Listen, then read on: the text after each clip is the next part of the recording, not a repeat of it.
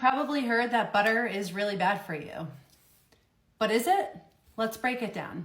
First, just to clear things up, no, butter is not the villain. I know a lot of us grew up with margarine in our households, but especially when it is a grass-fed butter, it comes packed with so many nutrients. Our bodies need the fat-soluble vitamins that come packed in butter. A, D, E, and K are all vitamins that our body needs for immune health and for bone health.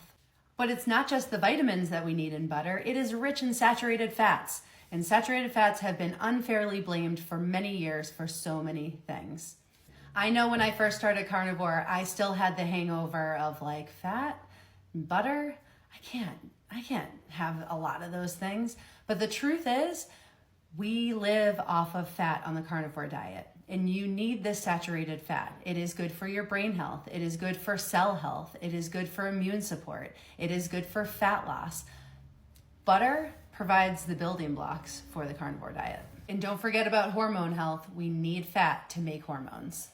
Another reason why we love butter, because butter contains butyrate, and butyrate is a short-chain fatty acid that helps to reduce inflammation and also helps to aid in digestion. So some people might actually feel better using butter. There is a potential downside to using butter on the carnivore diet if you have a dairy sensitivity. So if you are sensitive to lactose, or if you're sensitive to casein, the protein in dairy, you may experience symptoms like bloating and digestive problems and maybe even skin issues. But there is a solution to that, which is ghee. Ghee is essentially clarified butter, and it doesn't have any of the lactose or casein that might bother you. And I actually really love ghee because butter tends to smoke at a high smoke point when you're cooking. So I tend to use butter in like brown butter bites and topping on my steak or putting into my coffee, but I'll use ghee for high heat cooking. So is butter bad for you? Nope. If you have a sensitivity to it, go ahead and use ghee. But especially if you're using grass-fed butter, you are getting nutrient-dense nutrition that your body needs, full of fat-soluble vitamins and full of saturated fat that your body needs to help you lose fat, make hormones, improve your brain health, all the good things that we're going after to feel really great on the carnivore diet.